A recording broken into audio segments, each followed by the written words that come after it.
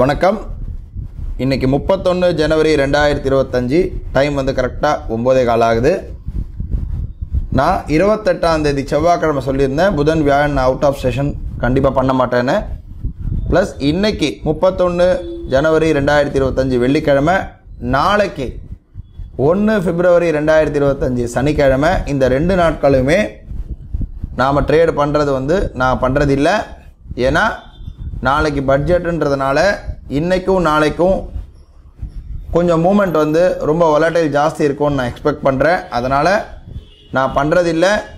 Risk எடுக்க வேண்டாம்னு நினைக்கிறவங்க பண்ணாமல் இருக்கிறது நல்லது. ஏன்னா நமக்கு நல்லாவே தெரியும் இன்றைக்கி மூமெண்ட் ஜாஸ்தி இருக்கும்ன்றது.